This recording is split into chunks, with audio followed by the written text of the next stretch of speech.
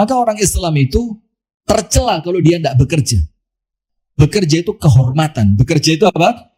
Nah, akan tetapi yang jadi masalah sekarang, ada dua sisi yang harus diseimbangkan. Ada orang yang terlalu kuat bekerja, sampai kemudian ibadahnya disepelekan. Ada yang semacam itu ada. Kerja. Nggak usah ketawa. Saya tidak sedang nyindir siapapun. Dia kerjaannya apa? Pokok tiap hari kerja. Nggak pakai mikir. Akhirnya rusak semua. Nah, pokok tiap hari kerja. Sholat, ketinggalan. Kemudian, bahkan waktunya orang lain khataman Al-Quran di bulan Ramadan, dia ketinggalan khatam Al-Quran di bulan Ramadan. Ketika yang lainnya bisa merasakan nikmatnya beriktikaf di 10 terakhir Ramadan, dia masih dikejar-kejar dengan pekerjaannya. Yang semacam ini juga nggak benar. Bismillahirrahmanirrahim. Alhamdulillahi Rabbil Alamin. Assalatu wassalamu ala ashrafil anbiya'i wal mursalin. Nabiyyina wa maulana Muhammadin wa ala alihi wa sahbihi ajma'in. A'udzu billahi minasy syaithanir rajim. Ya ayyuhalladzina amanu taqullaha haqqa tuqatih wa la tamutunna illa wa antum muslimun. Allahumma anta rabbi لا إله إلا أنت خلقتني وأنا عبدك وأنا على عهدك ووعدك ما استطعت أعوذ بك من شر ما صنعت أبوء لك بنعمتك علي وأبوء بذنبي فاغفر لي فإنه لا يغفر الذنوب إلا أنت. أمسينا على فطرة الإسلام وعلى كلمة الإخلاص وعلى دين نبينا محمد صلى الله عليه وسلم وعلى ملة أبينا إبراهيم حنيفا مسلما وما كان من المشركين أما بعد. اللهم إنا نسألك علما نافعا ورزقا طيبا وعملا متقبلا. اللهم علمنا ما ينفعنا وانفعنا بما علمتنا وزدنا علما وهدى وتوفيقا آمين يا رب العالمين.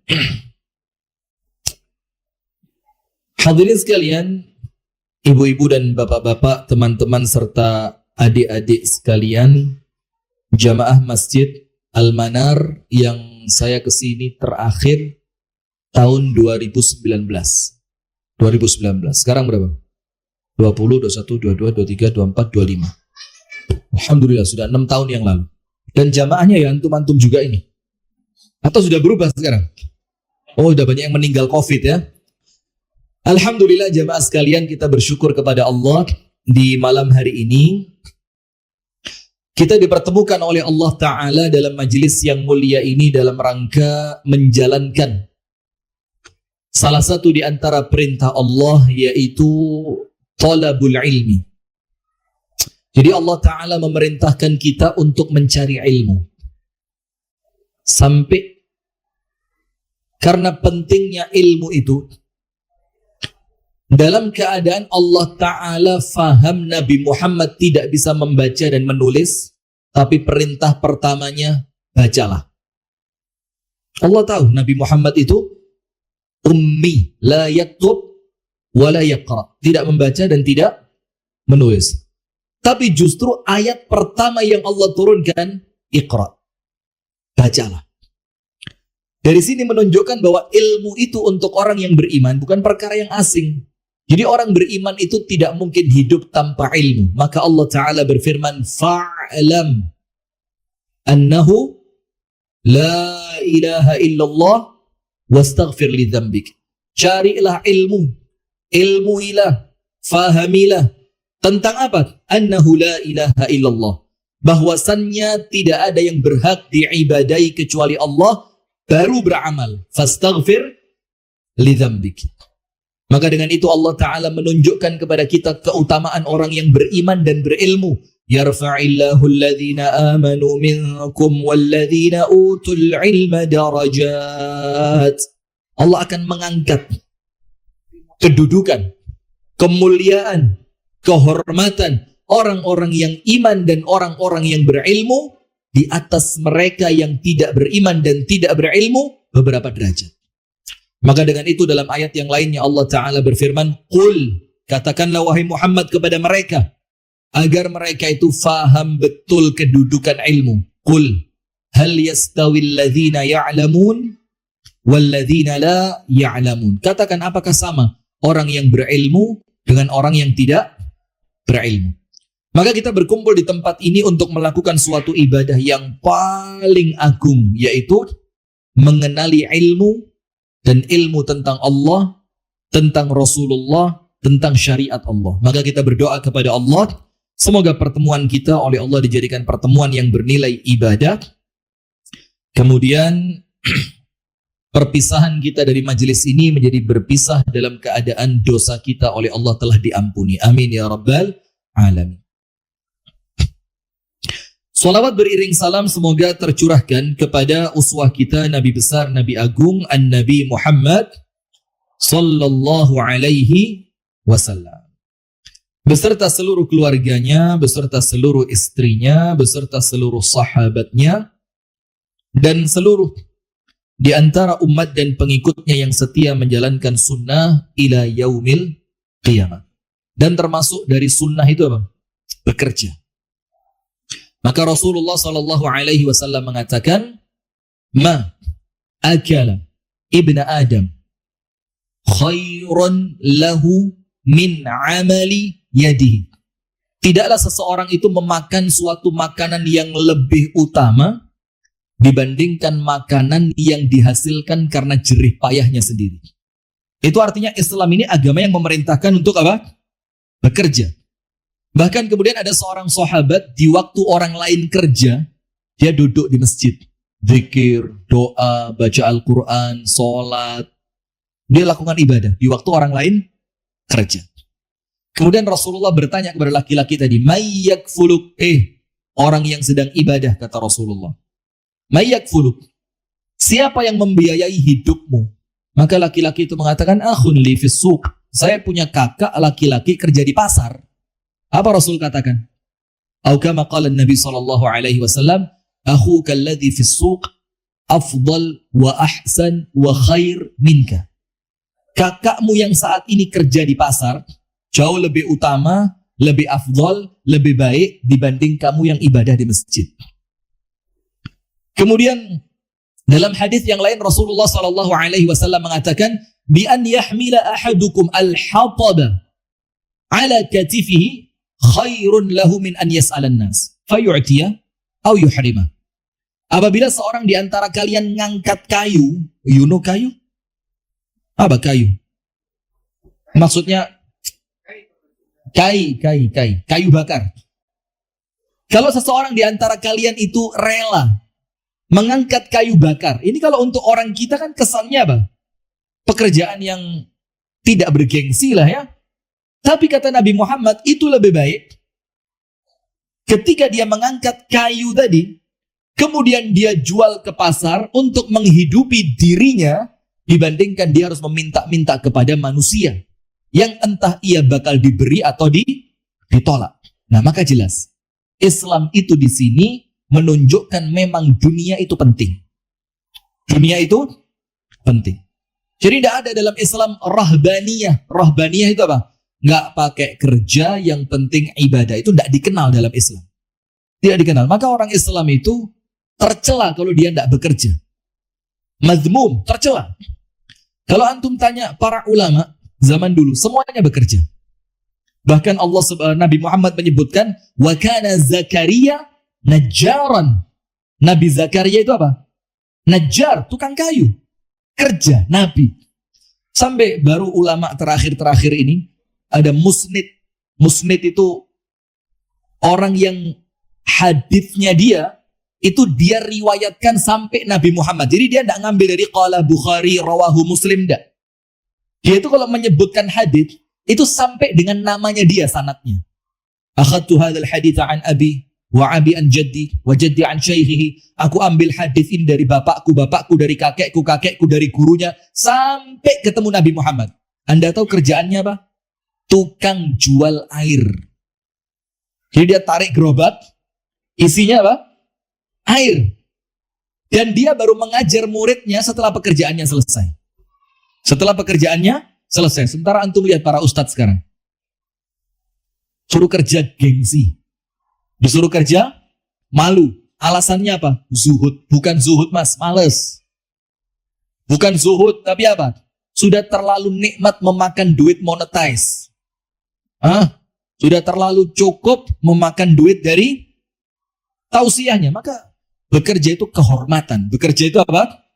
Kehormatan. Sampai Nabi besar Muhammad SAW sebelum diangkat menjadi Nabi dan Rasul, beliau seorang apa?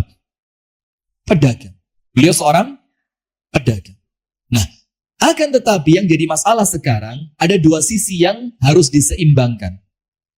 Ada orang yang terlalu kuat bekerja, sampai kemudian ibadahnya disepelekan. Ada yang semacam itu ada. Kerja, kerja, kerja. Nggak usah ketawa. Saya tidak sedang nyindir siapapun. Dia kerjaannya apa? Pokok tiap hari kerja, kerja, kerja. Nggak pakai mikir. Akhirnya rusak semua.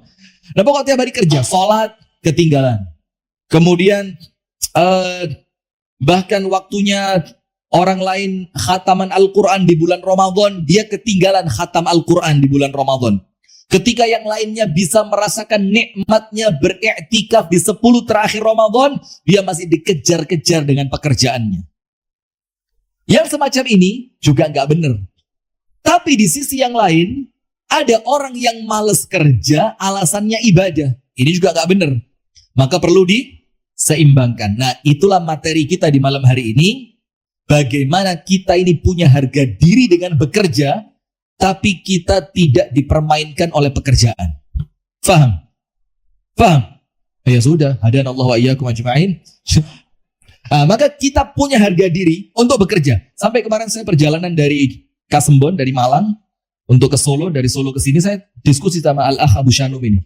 Kira-kira kalau kita mau bisnis ayam petelur, kira-kira 100 saja, modalnya berapa? Karena kita harus ikhtiar memang. Harus apa? Ikhtiar. Harus kerja, nggak bisa nggak kerja. Nah, tapi yang kita mau maksud di sini, bagaimana dunia itu di tangan kita, biar nggak hanya dipegang oleh cukong-cukong saja, tapi kemudian harta ini tidak merusak akhirat yang terlanjur masuk ke dalam hati kita. Nah, ini yang kita bahas sekarang. Bagaimana orang kaya, tapi kayanya nggak songong. Ada nggak orang kaya songong? Ketika takmir masjid minta bantuan, ini nih urusannya sujud aja jidat diitemin duit gak punya. Ada gak model begitu? Ketika kita datang bawa proposal masjid, pembangunan tempat wudhu dan toilet putri Masjid Al-Manar. Masuk, barang masuk ya, siap. Saya kasih bantuan antum 20 juta cair malam ini.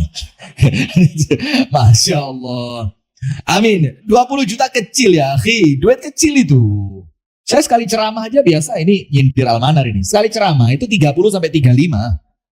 Kalau Al-Manar cuma 500.000 pulang anak malam ini. Sudah? Maka ada orang kaya tapi kayanya nggak songong karena dia ngerti kaya miskin bukan jaminan dimuliakan sama Allah. Tapi kalau standar mulia itu kekayaan, antum apa bedanya dengan orang kafir? Yang oleh Allah disebutkan dalam Al-Quran, فَأَمَّا الْإِنسَانُ إِذَا مَبْتَلَاهُ رَبُّهُ فَأَكْرَمَهُ وَنَعَّمَهُ فَيَقُولُ رَبِّي أَكْرَمَنِ. Jadi mulia untuk mereka, itu ketika rezeki lancar, dagangan sukses, duit terkumpul, keinginan tercapai. Itu konsep mulianya orang kafir. Terus sebaliknya dia mengatakan wa amma idza mabtalahu faqadara alaihi rizqa fayaqulu rabbi ahanan. Ketika rezekinya oleh Allah kerannya dipersempit, diputar dikit, dia bilang apa? Allah nggak asik nih. Allah marah sama saya ini. Jadi takaran cinta dan bencinya Allah untuk dia konsepnya hanya perkara dunia. Sementara Rasulullah Shallallahu Alaihi Wasallam bersabda, Inna Allah yu'tid dunya liman yuhib waliman la yuhib. Allah itu memberikan keluasan dunia untuk siapa? Orang yang Allah cinta, dan Allah beri pula kepada orang yang dibenci sama Allah. Yang dibenci dikasih, yang dicintai dikasih. Berarti pemberian duniawi itu tidak jaminan Allah cinta sama kita. Sementara dilanjutkan oleh Nabi Muhammad, wala yu'ti al-iman, dalam riwayat yang lain, wala yu'ti din illa liman ahab.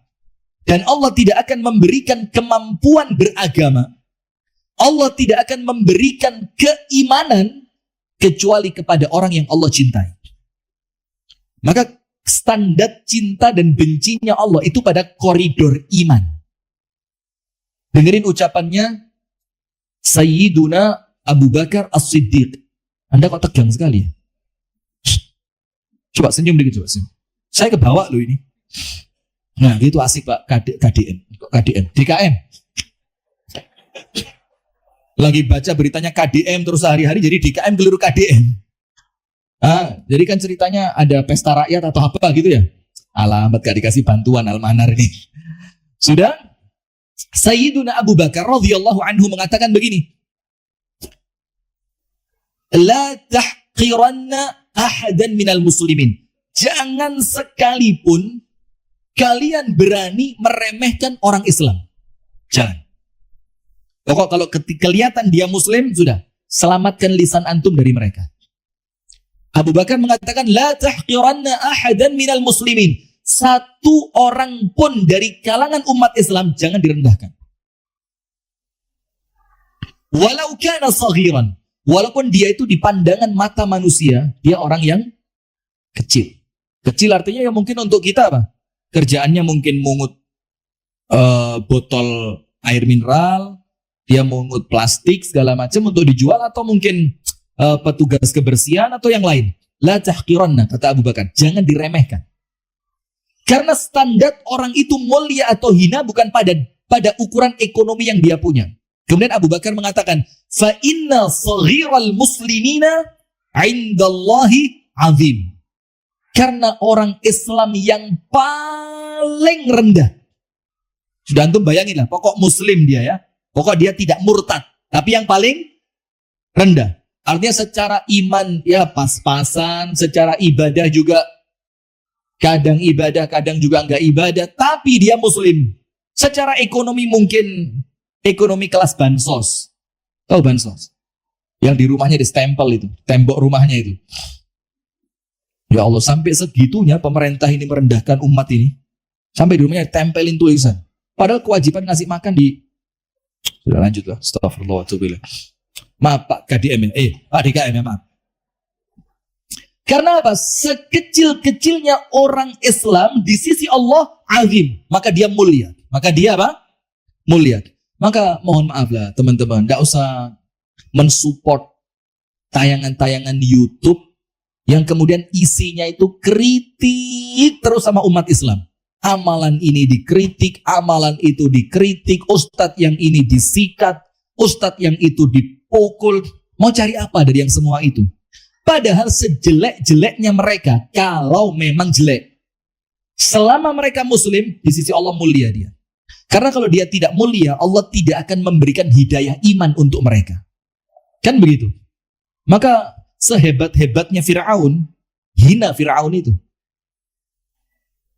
Sejelek-jeleknya dalam tanda kutip, Bilal bin Rabah, mulia Bilal bin Rabah itu. Karena apa? Standarnya iman. Nah maka sekarang bagaimana? Dunia itu di tangan, jangan sampai mengusik keimanan di dalam hati. Artinya ketika uang itu harus keluar, ya keluarin aja. Nothing tulus, you know. Ngerti bahasa Inggris gak? Saya maaf ya, terlanjur terbiasa berbahasa Inggris. Sok Inggris banget ya. Nah maka udah lepas aja udah. Waktunya datang ya biasa aja.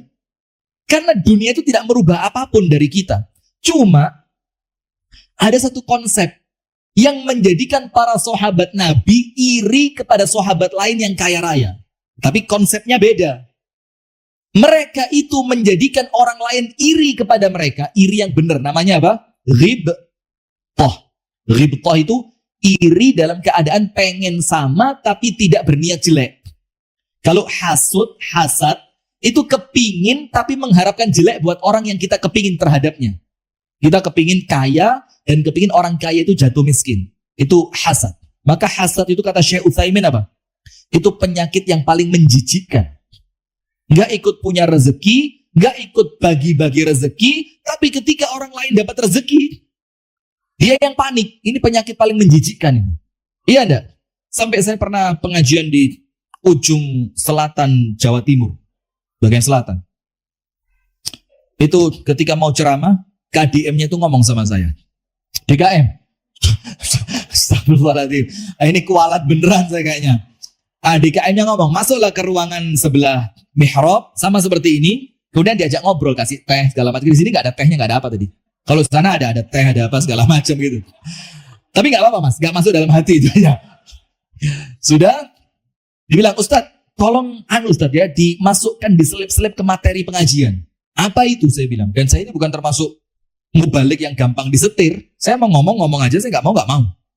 Sudah, apa itu? Gini Ustadz, di sini, ini saya nyebut merek gak apa-apa ya, kan nggak ada TV nasional kan? Di sini Ustadz, kalau ada tetangga beli motor NMAX, itu tetangganya beli Paramax. Panik saya, apa ini? Saya mau tanya, kesannya saya ini jadi Ustadz udah bukan Ustadz baru, tapi perkara begitu kok masih gak ngerti. Saya mau tanya, malu, gak tanya, penasaran. Apa maksudnya NMAX, Paramax? Atau kalau enggak Ustadz, tetangganya beli motor NMAX, ini yang satu beli Bodrex. Tambah gak, jujur aja lah Pak, saya gak paham ini. Saya bilang, apa maksudnya? Ternyata urusannya apa? Iri. Urusannya apa? Iri. Kalau kita ini orang Islam, imannya masuk ke dalam hati, orientasinya akhirat, masih iri kepada orang kaya yang kekayaannya habis untuk kemewahan, ya sudah, tidak usah ngomong iman. Kita ngomong iman percuma, tidak ada artinya buat kita iman. Kalau ngelihat orang kaya yang flexing, kita masih panas. Nggak ada artinya iman ini. Terus iman itu artinya apa? Berarti sebagai apa dalam hati kita? Kalau kita masih iri dengan orang kaya yang kesukaannya flexing, sultan inilah, sultan itulah, sultan apa? Nggak apa, sebut aja Ustaz, nggak apa. Antum jangan takut-takut Ustaz. Kalau kena bareng kita Ustaz. Ada sultan yang pamer mobil mewah, ada sultan lain yang pamer mobil antik. Kan dua sultan itu kan, yang satu kan kesukaannya mobil mewah, yang satu kesukaannya mobil klasik. Tahu kan maksud saya kan? Jangan pura-pura nggak tahu lah. Kita ini kan korban YouTube semua kan. Nah sudah, kalau kita masih iri dengan manusia yang semodel mereka, saya tidak mengatakan mereka jelek ya, tapi dengan flexingnya itu, maka nggak usahlah sok-sokan ngomong akhirat itu berat ya akhi. Pret. Antum latihan saja, belajar rukun iman yang ke-6. Selesai urusan. Apa rukun iman yang ke-6? Al-imanu bil qadari khairihi wa syarrihi. Cukup antum belajar rukun iman yang ke-6, buka kitab akidah, buka kitab tauhid. Ini takdir urusannya siapa, yang ngatur siapa, yang bagi-bagi siapa, urusan saya dengan semua itu apa. Nah sekarang kita kembali. Kenapa sahabat Nabi sampai iri? Kenapa sahabat Nabi sampai iri? Karena konsep dunia mereka berbeda dengan kita. Lihat. Yang menjadikan para sahabat Nabi yang mulia itu iri kepada orang kaya di kalangan sahabat yang lainnya. Itu bukan karena kemewahannya. Tapi lihat. Ya Rasulullah, wahai utusan Allah. Sehingga kita nanti ngerti kepada siapa kita iri dan kepada siapa kita ngelihatnya begini aja. Gak masuk hitungan gitu loh. Supaya tidak salah kita ini menempatkan posisi kepada siapa kita kagum Dan kepada siapa kita ngelihatnya biasa aja. Ngelihat orang kaya itu, Pak, tetap perlu dihormati. Nggak boleh meremehkan orang. Tapi lihat kekayaan itu mengantarkan dia pada keselamatan atau pada celaka. Kalau ngelihat orang kaya yang kekayaannya akan mengantarkan dia untuk celaka, ya biasa aja, Pak. Buat apa kemudian kita ini, siap perintah, siap sadar, tapi ternyata kekayaannya untuk apa? Untuk dugem, na'udzubillah azanallah, main perempuan, untuk mabuk, narkoba. Apa yang menjadikan kita iri sama mereka?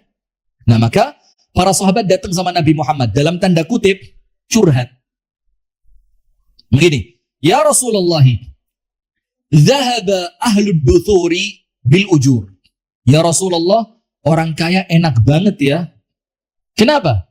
Mereka ketika meninggalkan dunia ini mereka wafat bil ujur. Mereka bawa pahala besar. Kemudian Rasulullah tanya, wa kaifa dzalik? Yang kalian maksud bagaimana dengan saya tidak ngerti, kata Nabi Muhammad.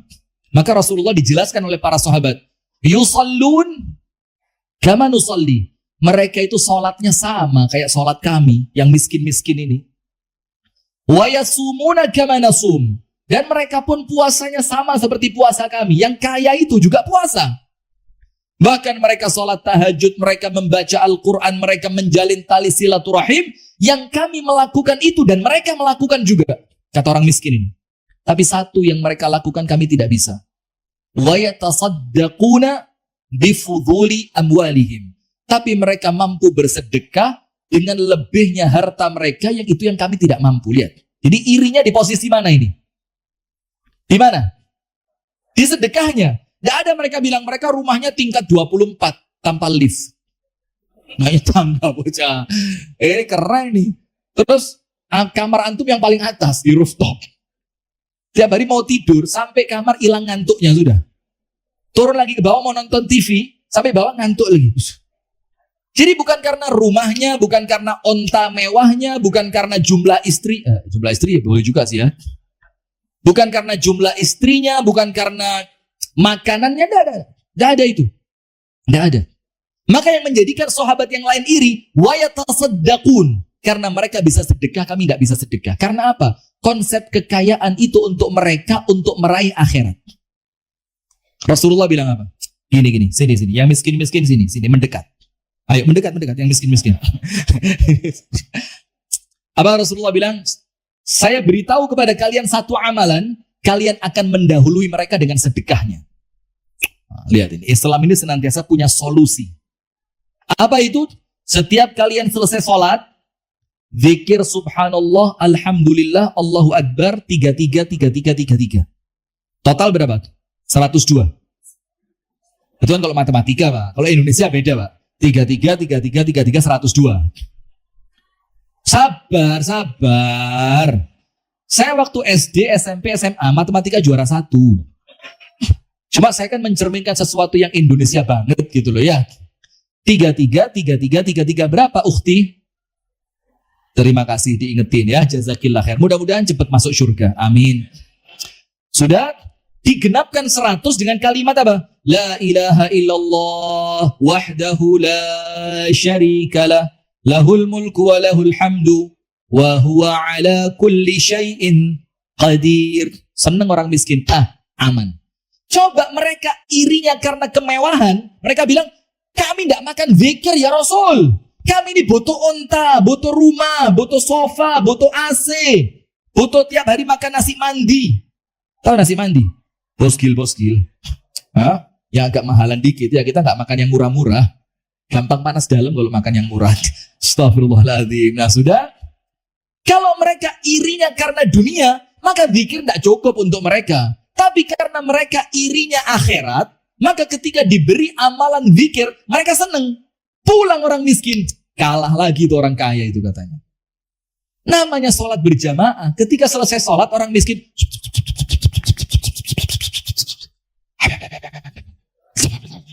La ilallah.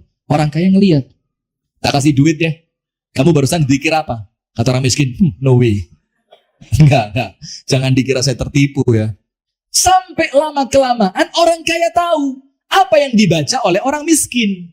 Antum tahu setelah itu apa yang terjadi? Orang kaya ikut semua. Setelah saya sholat, Allah. Orang miskin tahu. Lu. Waduh, kalah lagi. Laporan lagi orang miskin sama Nabi Muhammad. Ya Rasulullah, alimu ma'alimna fa'amilu ma'amilna. Ya Rasulullah, mereka tahu apa yang kami tahu. Akhirnya mereka amalkan apa yang telah kami amalkan. Sekarang kami kalah lagi ya Rasul. Mereka bisa sedekah, dan mereka menang dengan sedekahnya, dan kami kalah lagi sekarang. Lihat, saingannya saingan apa? Akhirat. Kita keliru Pak. Kita saingannya mobil listrik. Nyeneng-nyenengin. Siapa itu yang punya mobil listrik? Kolong mas. Iya, malu-maluin. Sudah, apa yang terjadi setelah itu? Subhanallah. Rasulullah jawab dengan satu jawaban yang menjadikan orang miskin ridho dengan ketetapan Allah. Apa Rasul katakan? Ya sudah. Dzalika fadlullahi yu'tihi mayyasha. Selesai urusan. Memang itu karunia yang Allah beri kepada orang yang Allah kehendaki. Selesai, tidak usah iri-irian sudah. Selesai. Nah, tapi dari sini kita mau tahu, ternyata kekayaan itu ketika di tangan mereka, itu tidak menjadikan mereka bermewah-mewahan dengan dunia. Antum tak kasih cerita. Di zamannya Umar ibnu Abdul Aziz, itu umat Islam itu punya surplus apa surplus? Yang enak yang mana ini? Plus ya, kalau plus apa? Pijat, astagfirullah. Astagfirullahaladzim, ya Allah lo masjid lo ini, ngaji lo ini. Istighfar dulu Pak Ustaz. Nah, sudah begini. Punya surplus baitul mal yang sampai gak ngerti mau dikemanain. Akhirnya antum tahu. Kebijakannya Umar bin Abdul Aziz dibagi. Semua rakyat dapat. Yang sahabat Nabi, kalau kita kurs ke rupiah, itu per tahunnya dapat sekitar duit 1,3 M dengan kurs emas sekarang. Setahunnya 1,3 M. Yang tabi'in, bukan sahabat, tabi'in, dapatnya berapa? Antara 800 juta sampai 1 M. Itu per tahun. Gak usah kerja, nikah aja udah. Nikah. Udah banyakin investasi akhirat, anak-anak soli. Setuju ibu-ibu?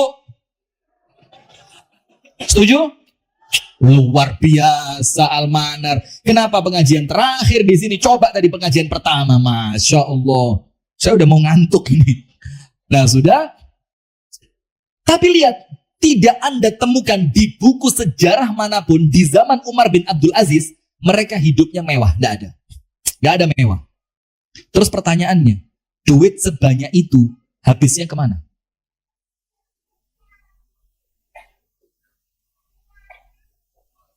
Saya tanya loh, ini jangan lihat-lihatan loh. Saya tanya kok dia lihat.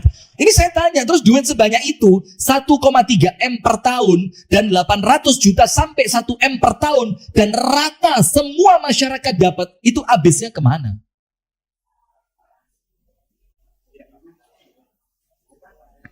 Wakaf. Mereka keluarkan untuk apa? Wakaf. Lihat. Jadi bukan untuk kemudian, pengen shopping, check out Shopee. Tiap hari yang ditungguin tukang paket, terus paket. Masya Allah. Jadi sekarang yang ditunggu di rumah itu bukan suami. Siapa? Tukang paket. Suami itu datang hanya untuk apa? Mas, setor mas. COD. La haula wa la quwata illa billah.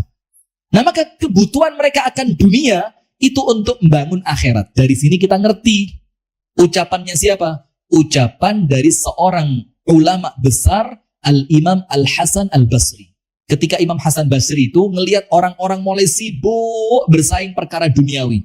Bersaing outfit lah, lihat YouTube sekarang. Outfitnya berapa nih? Topi berapa topi? Topi murah sih, topi cuma 3.200.000.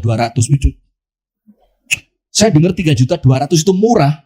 Itu jiwa miskin saya merintih. 3.200.000 ini murah sih, topi murah. Berapa? 3.200.000. Antum full sebadan aja nggak sampai 3 juta kok itu. Saya yakin itu. Ya gini kopiah ini 15.000. Turun dikit. Gamis, baju koko lah. Baju koko paling itu harga 75 lah. Sarung berapa? Sarung hadiah cat. Hadiah cat yang mereknya di belakang itu Nippon Paint. Iya. Subhanallah. Maka Imam Hasan Al-Basri mengatakan, "Idza nafasaka ahadun fi amri dunya, fanafishu fil amri al-akhirati." Kalau ada orang mengajak kamu bersaing dalam keadaan persaingan duniawi, persaingannya apa? Yuk kita gede-gedean rumah yuk. Yuk kita banyak-banyakan aset yuk. Sampai lihat gak gila-gilaannya artis itu? Sampai mereka itu buka-bukaan nomor rekening, dicek rekening isinya berapa. Sampai seperti itu. Sampai kalau ketahuan miskin, malu. Dari mana ketahuan miskin malu? Antum tahu di zaman sahabat Nabi, miskin itu passion. Oh, coba. Miskin itu apa? Passion, keren. Miskin itu keren. Itu menjadi tren di kalangan mereka, miskin itu. Kita sekarang enggak. Miskin itu malu. Padahal tidak ada aib, jadi miskin itu tidak ada aibnya. Maka Imam Hasan Al-Basri mengatakan, "Idza nafasaka ahadun fi amri dunya, fatrukhu." Kalau ada orang mengajak kamu bersaing dalam perkara duniawi, tinggal. Kamu gak masuk dalam persaingan saya, gak level saingan dunia itu. Gak main kita, dunia aduh gak main. Kita gak main itu. Seperti kalau ada orang sabuk putih, nantang antum berantem, sementara antum itu sabuknya sudah gak ada warnanya sudah. Ngerti gak ada warnanya? Ketutupan ada ban-bannya lagi yang di bordir itu. Kira-kira antum ladenin gak itu sabuk putih itu? Antum ketika dia, antum datengin gak dia kira-kira? Antum bilang, aduh buang-buang waktu. Sama kira-kira seperti itu. Orang yang terlanjur mengejar akhirat, mengejar dunia itu untuk dia memalukan. Maka yuk jangan heran lah. Kalau antum lihat Syekh Utsaimin, itu pernah didatengin oleh, saya lupa, di zaman Raja Abdullah, kalau tidak salah, atau satu sebelumnya. Itu rumahnya Syekh Utsaimin didatengin raja. Raja itu masuk rumahnya Syekh Utsaimin, itu langsung netes air matanya. Ahakadha Baitul Mufti alimuna, apakah ini rumahnya mufti kami? Ulama kami, rumahnya seperti ini. Terus kata raja, saya lupa Raja Fahd atau Raja Abdullah. Dia bilang, Bas, tunggu 1, 2, 3 bulan, kamu pindah. Kita bikinin untuk kamu rumah di perumahan mewah di kota Riyadh. Karena mufti-mufti itu tinggalnya di mana? Di Riyadh. Sudah. Apa kata Syekh Utsaimin? Enggak usah. Saya lagi bangun rumah ini. Dan hampir jadi sudah. Selesai, nggak usah bingung. Terus ketika raja itu tanya, seriusan? Beneran saya lagi bangun rumah. Dan saya nggak akan bohong sama kamu. Dan bukan ciri khas saya untuk berbohong. Sudah. Istrinya Syekh Utsaimin dengerin di balik tirai. Suami saya mau ngasih surprise. Ternyata dia bikin rumah tanpa saya tahu. Namanya perempuan kan, jangankan istrinya Syekh Utsaimin, istrinya Nabi, Ibunda Aisyah, itu seneng kok rumahnya bagus. Dia tidak pernah dapat hadiah sarir itu dipan untuk kasur dari tetangganya Ansor. Ketika Rasulullah lihat, Rasulullah bilang apa? Ya Aish, min aina wajadti hadhi? Dari mana kamu dapat ini? Jaruna Ansariyah. Ini tetangga kita dari Ansor. Kata Rasulullah apa? Ruddiha. Balikin. Ibunda Aisyah bilang apa? Ya Rasulullah, saya senang benda ini di rumah saya. Rasulullah bilang apa? Balikin. Pernah suatu hari Ibunda Aisyah minjem kalungnya Asma binti Abi Bakar. Rasulullah bilang apa? Bagus sih kalung ini, tapi saya tidak suka ngelihat kamu pakai itu. Karena Rasulullah didiknya bukan didikan dunia, didikan apa? Akhirat. Nah sudah. Maka setelah raja tadi pulang, istrinya Syekh Utsaimin keluar. Ya Syekh, suamiku, kamu mau bikin rumah nggak beritahu saya? Kata Syekh Utsaimin, iya. Kamu bilang di suatu tempat di sini, daerah pemakaman, daerah apa namanya? Apa? Cikutra. Syekh Utsaimin, kamu bangun di Cikutra. Kata Syekh Utsaimin, loh, Cikutra itu kan tempat kuburan kan? Istrinya bilang, iya. Kamu bangun deket situ? Enggak. Ya saya bangun kuburan itu. Apa kata istrinya? Saya tidak ngerti. Yang saya bangun adalah kehidupan setelah kematian. Yang saya bangun apa? Kehidupan setelah kematian. Istrinya bilang apa? Ya sudah, kalau sama kamu nggak bisa dilawan memang. Itu pemberian raja ditolak. Nah sudah, maka Al-Imam Al-Hasan Al-Basri mengatakan kalau ada orang mengajakmu bersaing dunia, tinggalin, gak level. Antum subuh di masjid kok saingannya dunia. Antum witir 3 rakaat kok saingannya dunia. Antum ini diiming-iming oleh Allah Ta'ala dengan kalimat jannah. Lah kok saingannya masih dunia. Fanafishu fil amril akhirah. Maka dengan itu, ajak dia bersaing untuk akhirat. Kalah, kelepek-kelepek sudah. Ajak saingan apa? Akhirat. Jadi kalau ada orang bilang, yuk kita bagus-bagusan mobil yuk. Gini aja udah, yuk bagus-bagusan baca Quran yuk. Kamu kan sama saya sama-sama gak bisa ngaji. Ayo kita panggil guru siapa yang lebih cepat pintar ngaji. Mundur dia. Karena hakikatnya orang beriman itu ngerti dunia ini cuma tempat tinggal dia sementara. Saya tutup satu cerita. Tadi briefingnya begitu Ustaz ya. 7.30. Ceritanya begini. Ini cerita ilustrasi ya. Jangan ditanya, itu Ustaz itu di kitab mana? Loh ya tidak ada. Ini ilustrasi agar kemudian kita lebih mudah memahami apa yang kita sedang sampaikan. Ceritanya begini. Saya punya rumah di Bandung. Di Bandung daerah yang pegunungan bagus mana? Pengalengan. Yang banyak villa-villa gitu. Apa? Lembang. Kalau daerah sini namanya apa? Bogor. Daerah sini namanya apa? Coblong. Nggak bisa. Coblong Jawa. Coblong. Baru Bandung. Ya. Coblong. Saya punya rumah di Coblong. Rumah saya jelek minta ampun. Hujan bukan bocor. Air memang masuk nggak ada atapnya. Itu kalau istri saya masak di dapur, itu masaknya ditemenin tikus. Kalau saya ke toilet, itu ada binatang dengan 2 kumis yang bergerak. Apa itu? Kecoa. Masya Allah, kecoa itu kalau ngelihat kumisnya jamaah. Masya Allah. Ngeri-ngeri gimana gitu. Sudah, lantainya tanah. Tidak ada ruang kecuali kamar dan dapur. Sudah, rumah saya jelek banget di Coblong. Terus, saya sedang bangun villa megah di daerah Lembang. 4 lantai. Lantai pertama, khusus tempat parkir mobil mewah saya. Mini Cooper mah lewat, buat apa yang mini? Kita mainnya yang big. Big Cooper. Ngapain main yang mini-mini? Orang kaya. Iya kan?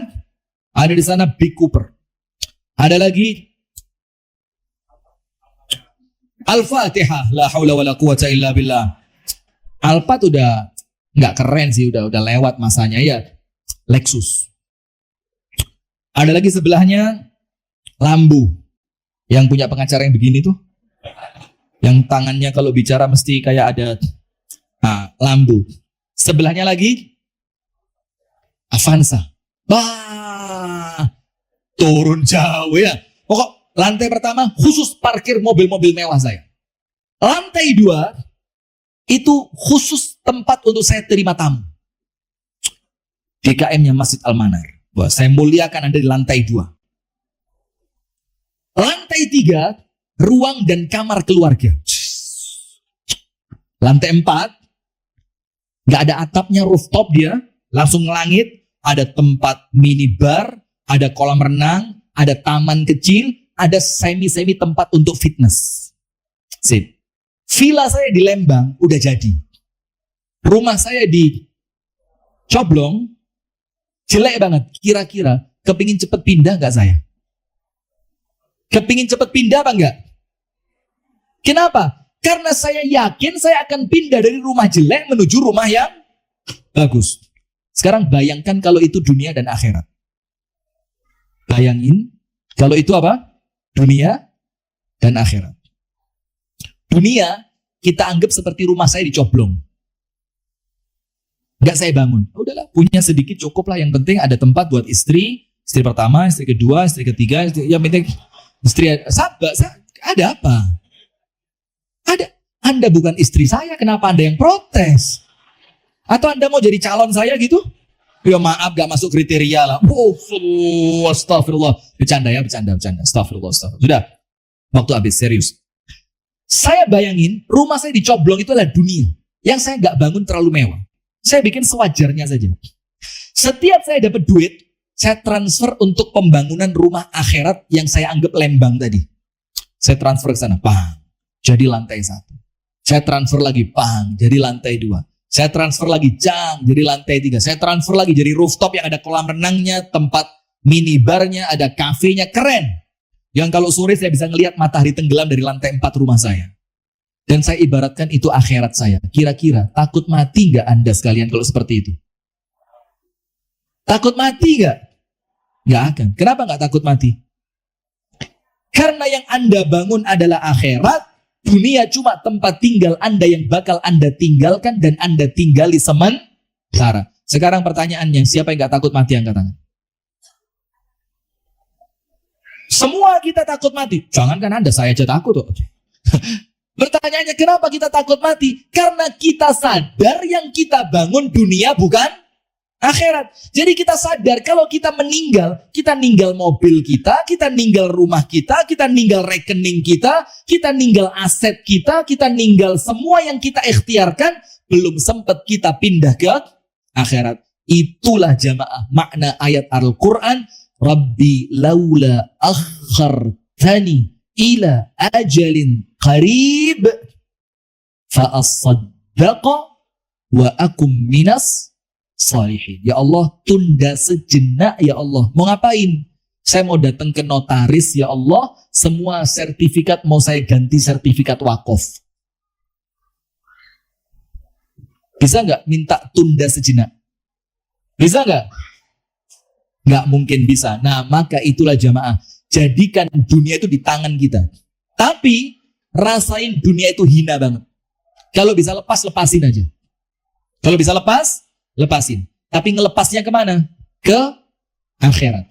Yang nanti bakal kita tinggali sehingga hati ini tidak pernah merasa repot dengan perkara duniawi. Faham jemaah? Jazakallah khair. Coba waktu saya masih panjang gitu, saya ceramain sampai jam 12 Anda. Tapi sama beliau nggak boleh. Beliau bilang, Ustaz jangan ya, 7.30. Baik, jazakumullah khair wa barakallahu fikum. Itu sekedar pengantar saja. Semoga bisa memberikan sedikit gambaran kepada kita tentang bagaimana dunia itu kita taruh di tangan saja. Dan akhirat harus diletakkan di dalam hati. Barakallahu fikum. Kami kembalikan, tafadhol ya Ustaz.